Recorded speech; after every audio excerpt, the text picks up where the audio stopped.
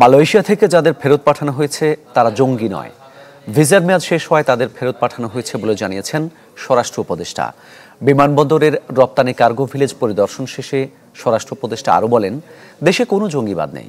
পরে উত্তরা পূর্ব থানা পরিদর্শন শেষে তিনি জানান, ফরিদপুর সহ যেখানে মব তৈরি হয়েছে সবার বিরুদ্ধে ব্যবস্থা নেওয়া হবে।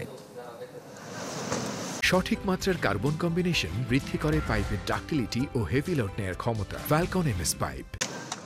বিমানবন্দরের রপ্তানি কার্গো ভিলেজ ও বিএডিসি হিমাগার পরিদর্শন করেন স্বরাষ্ট্র উপদেষ্টা।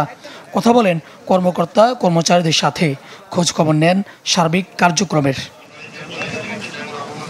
পরে সাংবাদিকদের সাথে কথা বলেন স্বরাষ্ট্র উপদেষ্টা। জঙ্গি কার্যক্রমে জড়িত সন্দেহে মালয়েশিয়া থেকে ফেরত পাঠানো বাংলাদেশিদের প্রসঙ্গে তিনি বলেন, ভিসার মেয়াদ শেষ হওয়ায় পাঠানো হয় তাদের। মালয়েশিয়া সরকার আনুষ্ঠানিকভাবে এখনো কোনো তথ্য জানায়নি। ওখান থেকে 3 জন যারা আসছে তাদের মেইনলি ছিল যে তাদের যে কি বলে ওই ভিসার যে মেয়াদ উত্তীর্ণ হয়ে গিয়েছে। চিফ যেটা বলছে ওই 5 জনদের আসা হয় নাই, তাদের সাথে আমাকে সরকারি লেভেলে যোগাযোগের চেষ্টা করা হইতেছে, আমরা ইনভেস্টিগেশন করে দেখব। এরপর শিল্পাঞ্চল পুলিশের সদর দপ্তর ও উত্তরা পূর্ব থানাও পরিদর্শন করেন স্বরাষ্ট্র উপদেষ্টা।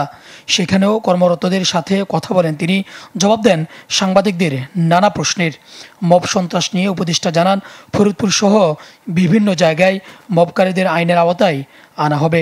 মব কিছুটা কমে আসছিল, বাট পরে আবার এই 2-3 দিনের আগে যে কুমিল্লা একটা ঘটনা ঘটছে, চিটাগাং একটা ঘটনা ঘটছে, লালমনিরহাটে একটা ঘটনা ঘটছে, ফরিদপুরে একটা ঘটনা ঘটছে।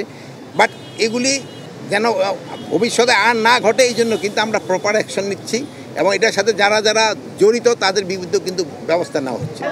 এছাড়া জাতীয় নির্বাচনের প্রস্তুতি, সমসাময়িক আইনশৃঙ্খলা পরিস্থিতি নিয়ে তিনি বলেন, সুষ্ঠু ভোট শুধু আইনশৃঙ্খলা বাহিনীর উপর নির্ভর করে না, তবে তারা প্রস্তুতি নিচ্ছেন। নির্বাচনটা শুধু আইন শৃঙ্খলা বাহিনীর উপরে নির্ভর করে না।